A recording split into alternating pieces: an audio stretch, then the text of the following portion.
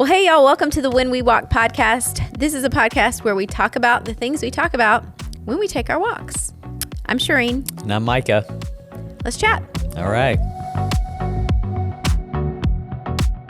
So, start of a new year. Yep. 2024. Here we come. Yeah. How are you feeling? It always feels like it just like shows up. Yeah, I mean, it does. it does. But, you know, after holidays, you feel like you just want to like settle in. And then all of a sudden it's like, nope, gear up. Here we That's go. how it feels. Mm-hmm.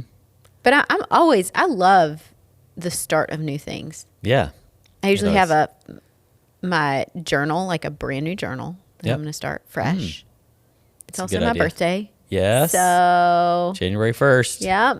You're a year older. Yeah. At the beginning of every year. At the beginning of every year. So it feels like really fun to start Yeah. like fully fresh. That's like birthday, new year. Yeah. I don't know. It's great. I'm going to do the journal thing too. I don't always finish an entire journal in a year. I don't But I've either. decided this year, like back in November, I decided I'm going to just, wherever I am with this one, I'm just going to start fresh Well, with a that's new what one. I started doing. Yeah. And then I a good like idea. write on the edge Yeah. what year it is. So then I just like, Catalog. let's just start fresh. Mm-hmm.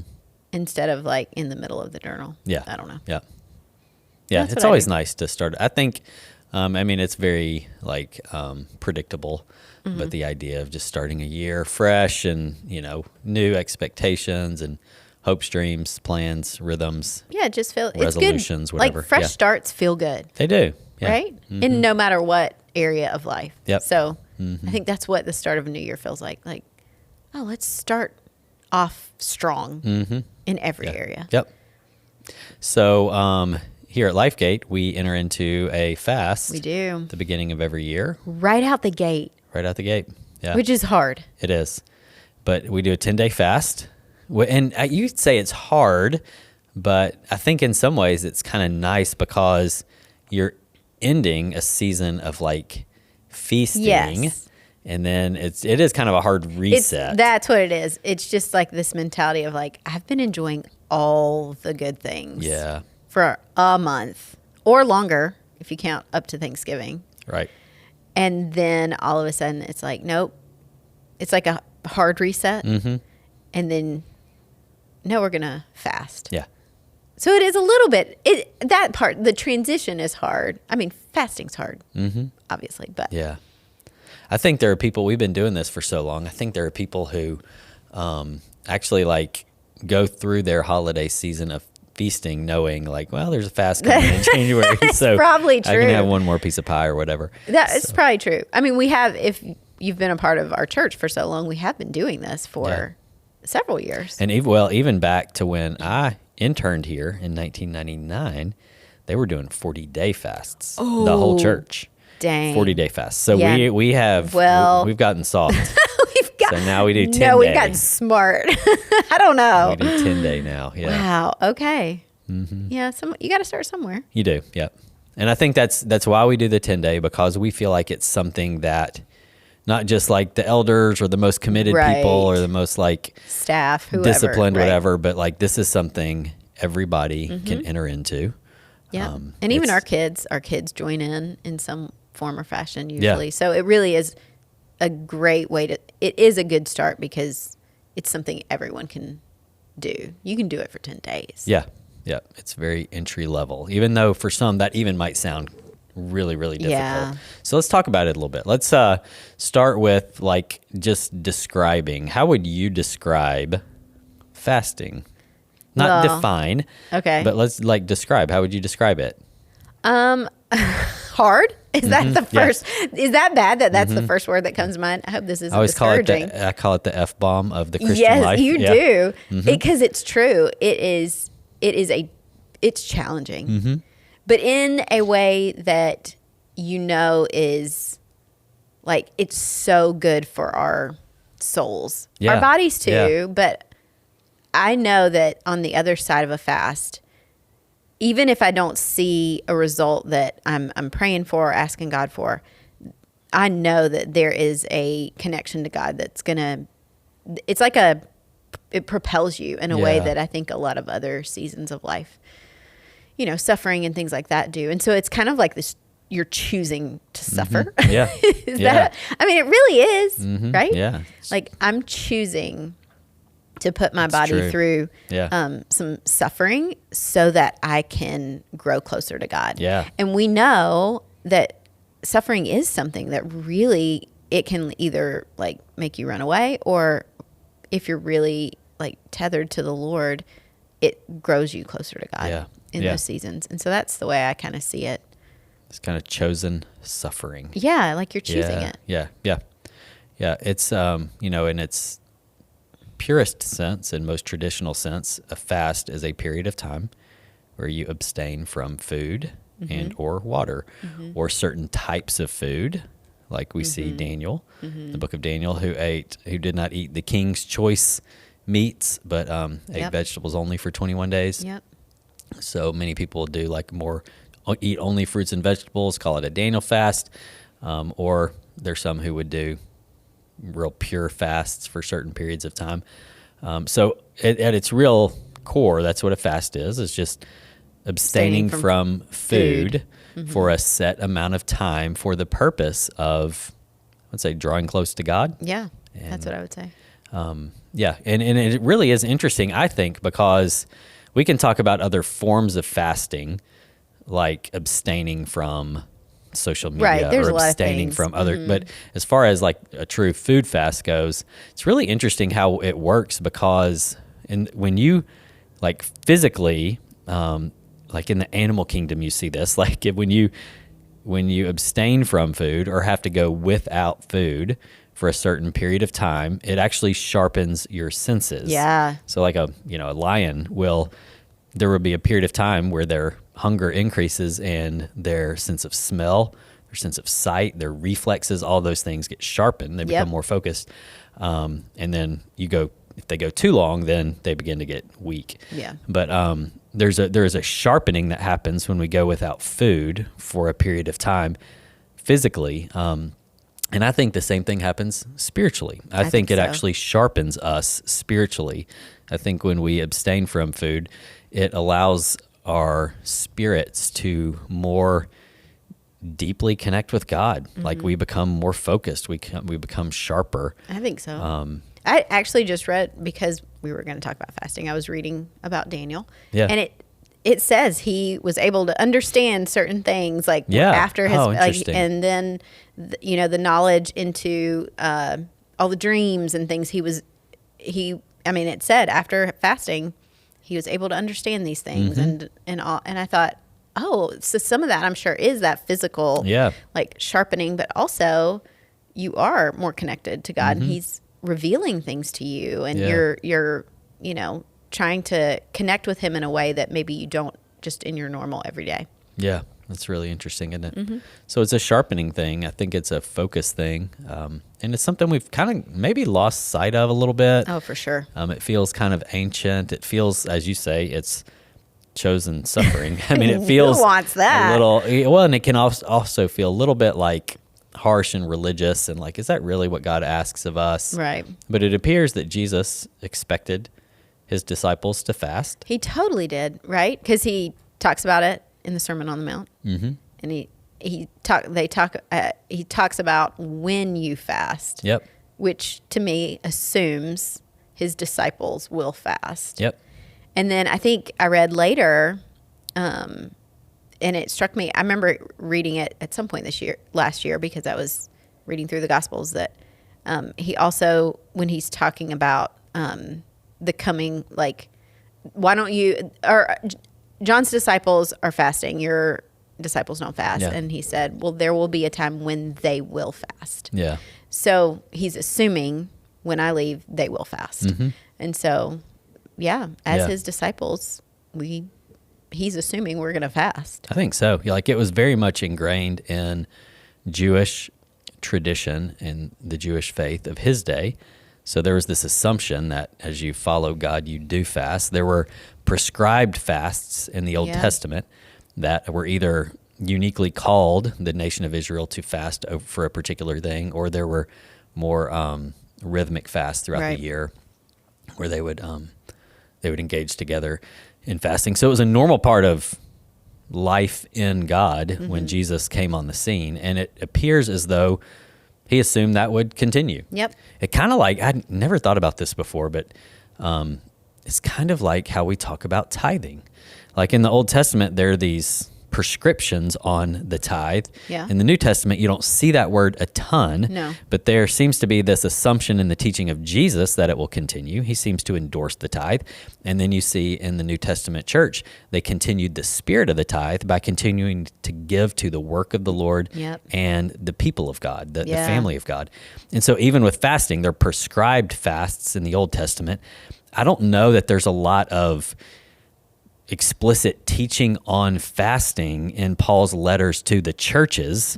So then would you say, well, fasting is an Old Testament thing, you don't do it anymore? Well, it seems that Jesus assumed that would continue. I think so. And I do think the spirit of the purpose of a fast, you do see evident in the way that Paul talked to the churches and the way that he communicated to them about how they pursue God, devote themselves to the Lord, self-control, discipline, other things like that. So it seems as though this is an assumption.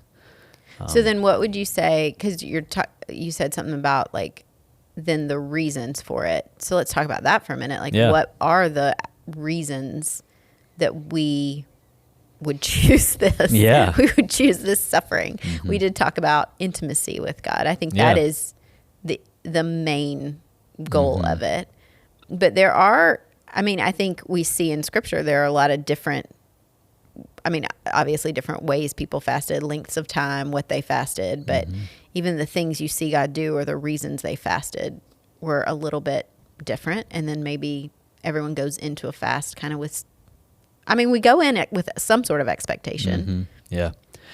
So we see, Old Testament wise, again, you see the most examples of it is, you have times where it was seasons of mourning. Yeah.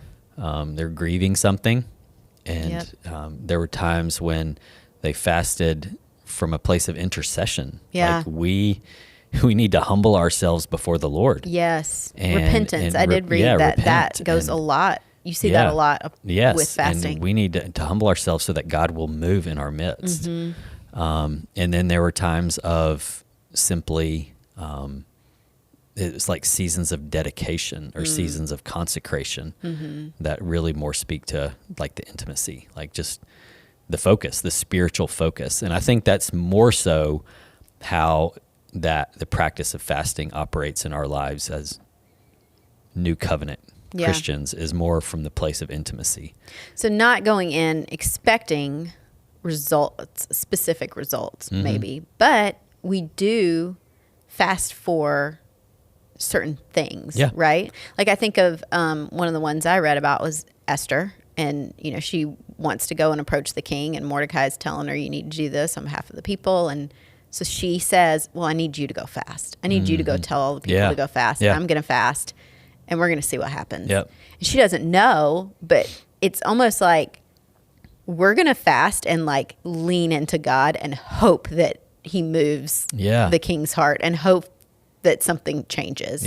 She doesn't say those words, but I think we can assume that is, can we assume that? That is what they're doing. I think so. Like, we are going to consecrate ourselves and say we are doing this before God and hope that he shows up in a way that we need him to. And I think we can go in with that because we know God is who he says he is, and he can do things for us. But I also think we have to be careful that it isn't so results oriented, right? Yeah.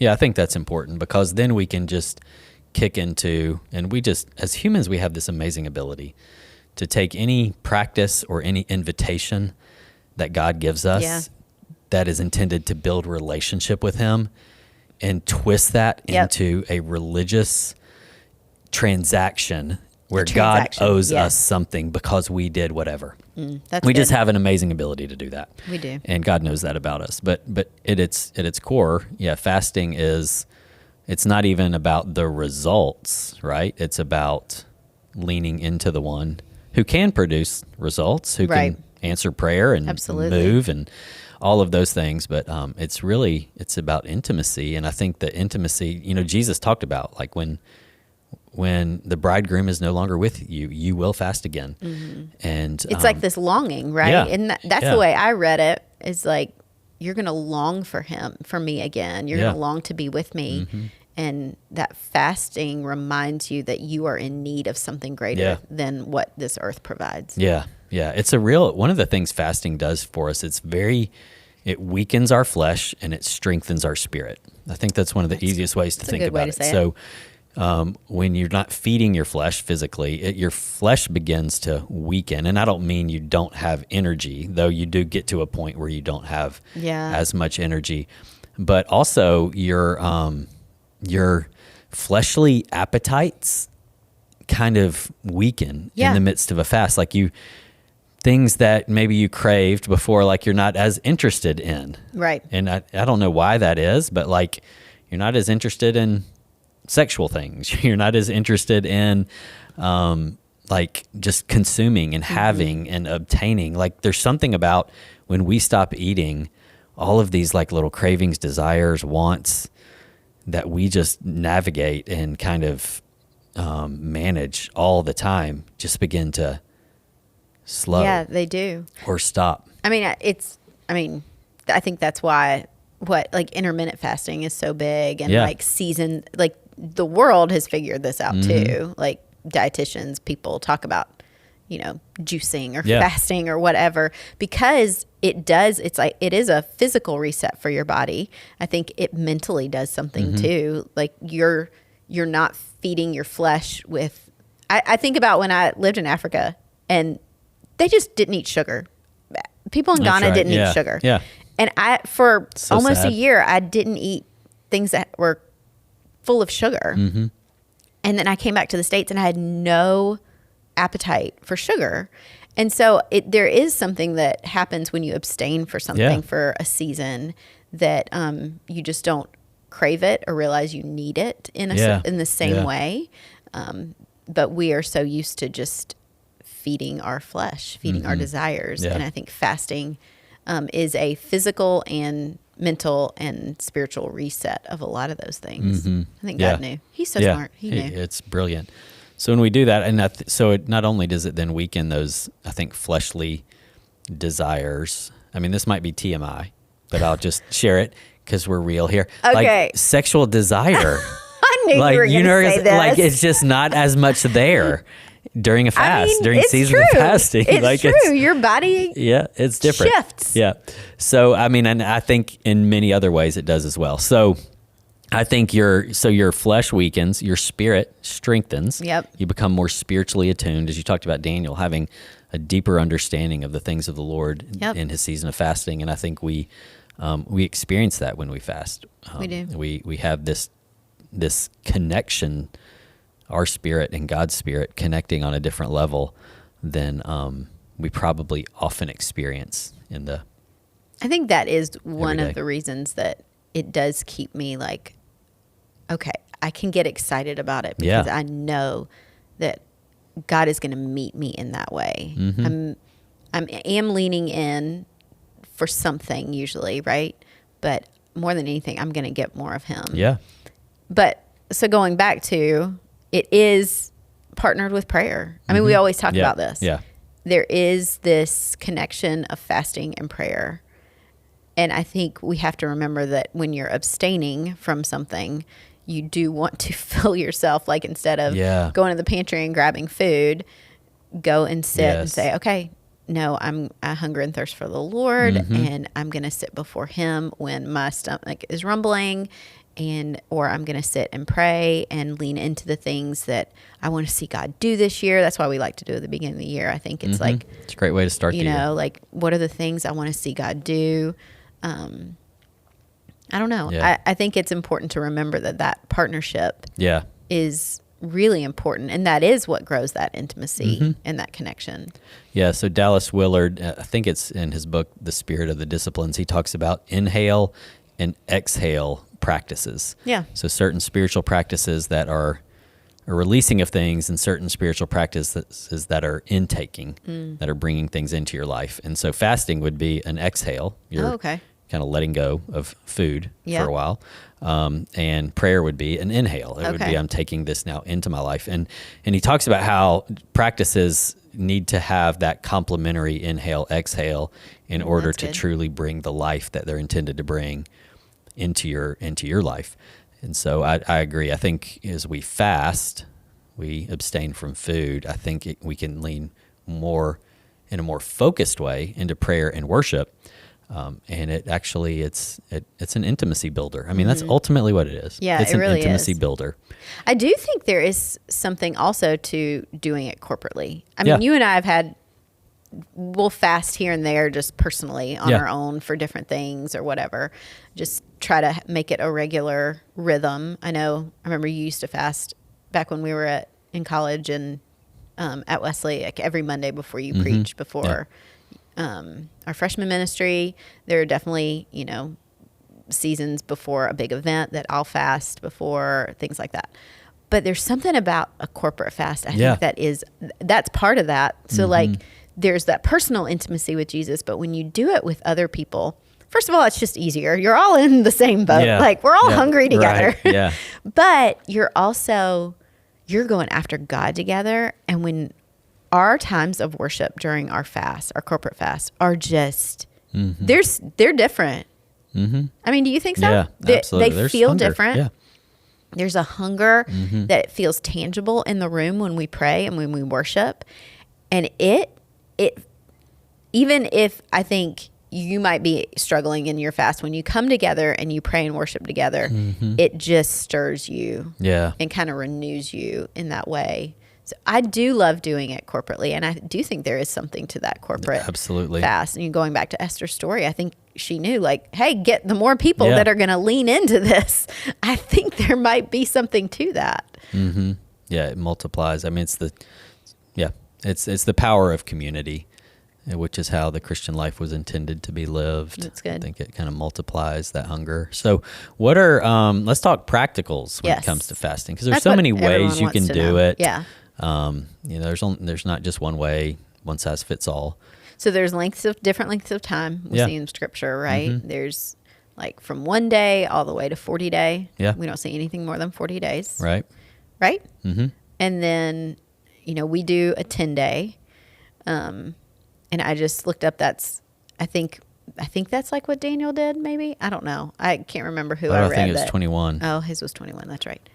And so I think there's just all these different days, so you can do different lengths, but then what you fast. And so we said mostly food. I mean, that's what we see in Scripture. Yeah, that's the more traditional sense of fasting. I do think there are those situations, and they're kind of rare, but those situations where you just can't fast food. I mean, that was me for years of our fast. I was either pregnant or nursing a baby, and I could not go without food in this. Or I would just like not do sugar or that's what I was going to say. It's things. like you can choose types of food, kind of like how Daniel did.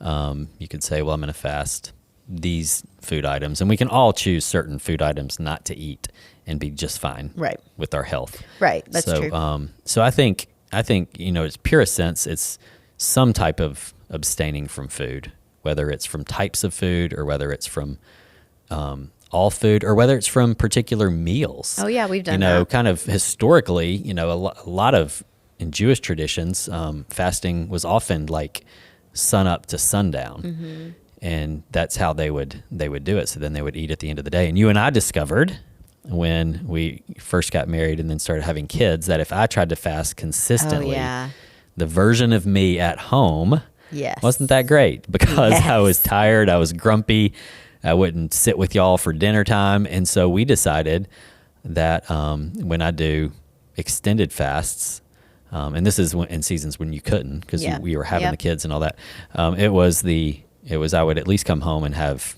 dinner with the family. Everyone. And it was a lighter meal, and I didn't like have meat or something. Ice cream sundae afterwards, but it was it would be a light meal, but it would allow me to engage. It would give me a little energy boost to be able to engage our very full lives. Yeah, and those were longer fasts, I think, like 21 days or something. Yeah. So I think that's one way to do it is so it's particular meals. I think it can be really effective to do. I had a friend one time who did like a 40-day, but the way he did his 40-day was I just won't do breakfast for 40 days. And he said it was extremely impactful for him. And he was able to use those mornings just to lean deeper really into God. spend time with the Lord. Yeah, so there's so many different ways you can do it. But I do think the food piece is because the dynamic of the weakened flesh and the strengthened spirit. I think that food is the catalyst of that. I do too. Because we live off of food. It's the thing you need. It is it. You cannot survive without it. And so you feel the loss of it greater. Yeah. And so with that, like a lot of times that can even be informed by the diet you're used to. If you adjust the diet you're used to, you're going to feel it. Yep. Like I had a friend in college, I remember, and his fast was, and I thought it was so funny at the time, but it like at the end, like it really impacted him because he was such a fast food junkie. Okay. He said, "I'm not going to eat from any establishment that has a drive-through." Isn't that funny? So it wasn't even like in college were hilarious. It wasn't even like I'm not going to eat. I'm just going to cook at home. Right. It was like, I'll go to Applebee's, but I won't go to McDonald's kind of thing. Okay. And so, but it was no establishment with a drive-through. And I thought that was such a funny thing. It like was a really good fast for him because of what his diet had been. Well, and then think about your schedule of life. How many times a day would he go through the drive-through? Exactly. And instead, you're doing something different. You're adjusting your life. I mean, that's the other thing to think about is what you choose probably adjusts your lifestyle for those days too. Yeah. Right? Like you're not eating meat. You're not, you're cooking different. Yep. You're shopping different. Yep. There's so much about, fasting that also just adjusts your day-to-day life. Yeah. And I think that makes us more aware of kind of our habits Yep. and the things we do. Yep. Yeah, that's good. That's funny. So maybe fasting meals, whether it's, you could do meats and sweets, you could fast certain types of food that, just, you would feel it. Yeah. I think the thing is like, if I stop doing this for 10 days, will I be conscious of it? That's a good way to I think that's a great way to think about it.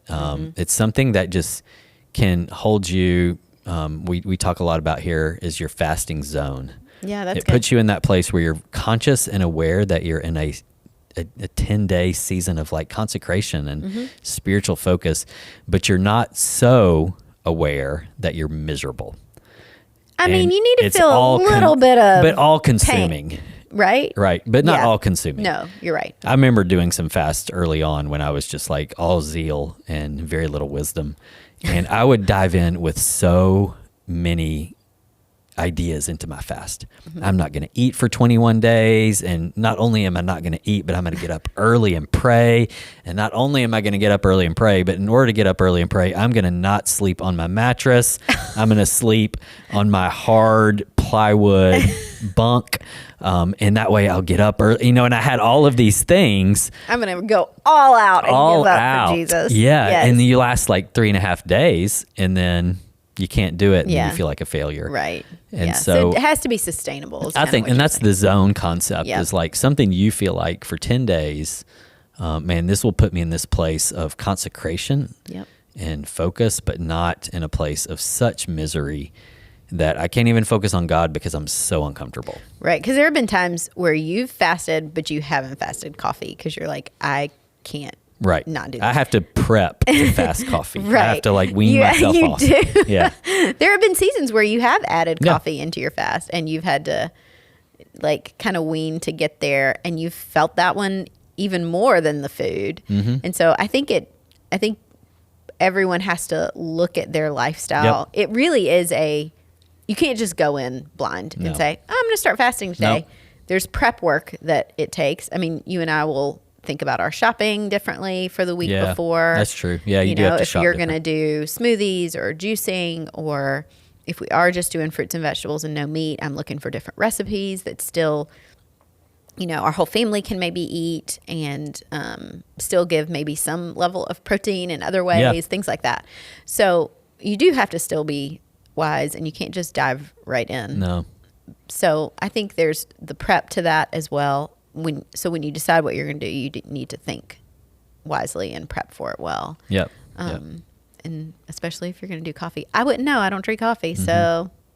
Your chai? Yep. You can go without chai? Yeah. I think I can go You could without. do that, yeah. Yeah. So I think there's a lot of I think it's still okay though for people who maybe there's a medical reason they can't fast food. Yep.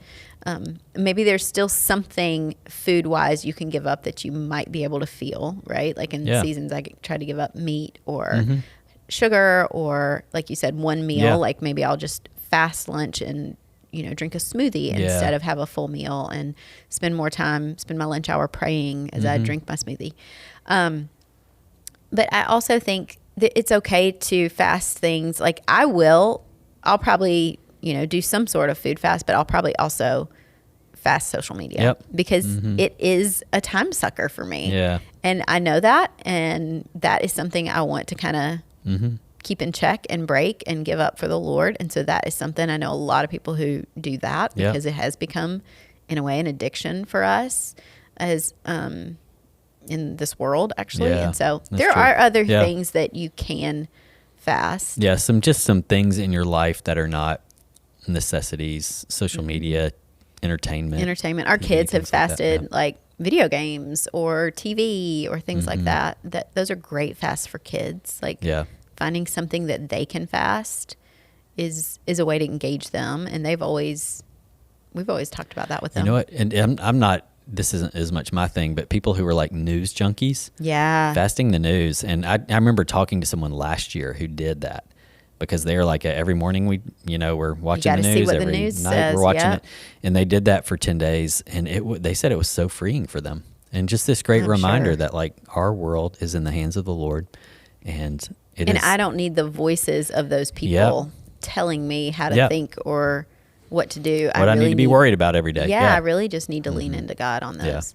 Yeah, so that's good. Yeah. So there's a lot of ways to do it. I think there's a lot of freedom in fasting. There is. And I think that's important to understand. Like we kind of start the conversation with fasting as it's chosen suffering, but actually that's kind of how it feels going into it. And then once you really do it, you realize there's a lot of freedom in this. There is. Because the point is, what will allow you to get into a place where your flesh is weakened, where your spirit is focused, and where you're leaning into the things of God, and then you just trust Him with the results. And the results are not necessarily this thing got answered in prayer or this this breakthrough I experienced or this revelation I had, but simply I just wanted more of God for this season, and so I focused on that. And I think 10 times out of 10, God honors that in some way, shape, or form. I think He does. That when we lean into Him, when we press into Him, He will press deeper into us and move in our lives. That's good. That's good. So what are we going to fast? Yeah. Also, before, I think we should also say we have fasted for a lot of years of our lives, mostly our younger years. And we have experienced some dumb things in fasting. So you got to watch out for you've just got to be wise with fasting. And the other thing before we share what we're going to do, like, I think it is good to talk about it. That's why I think you got to talk about it with your family. Yeah. If you live with roommates, you do need to talk about it with roommates. Yes. That one year, one of my roommates fasted talking. Oh, yes. I remember. I love her to death. We are still best friends. But that was the worst. It made life hard on all of y'all. I mean, roommate situations are hard enough as is. And we were actually really close. Yeah. And she didn't talk for, I forgot how long, probably 21 days. Day fast, yeah. And we all were like, you need to go live somewhere else. This is not helpful to our life. Yeah. And then we had another friend in that same season. I don't remember what. Oh, it was during the Olympics. Yeah. And he fasted TV, but yet wanted to hang out. And we did all these little watch parties all the time to watch the Olympics. And so he would sit next to the TV and face all the people who were watching the TV. And he wouldn't look at the TV. All this to say, consider the people you're going to be around with what you choose to fast. Right. Yes. Look at your calendar. Yeah. Is this going to affect your work life? Like if you are a personal trainer, you might not be able to fast all the food and things. Like you still have to do your job. So look at your life, talk to the people around you, Yeah. and talk about your fast. What are you going to do? How's it going to affect your life? Because you will have to adjust your life Yep. for whatever you're doing. Yeah. So with all that, do you know what you're going to fast? I actually don't yet. I'll know sooner, but yeah. Usually I'll do for sure during the day, just like juice or water, and then with some coffee, and then in the evening, like a You small, are still going to have coffee. Well, we'll see. Okay. We'll see. And then there's then in the evenings it might be kind of a Daniel type meal. Yeah, that's what I was just to thinking. kind of I was keep thinking Daniel. some energy. Yeah. I've been so into juicing this year or this past year. Oh yeah. That I'm going to bring that into my That's new great. year. And it's I like actually that. really good. That's So a great idea. I'll probably do some sort of Daniel fast, but I know I did have, speaking of funny fast, I had a friend in Oh. college who was liquid only.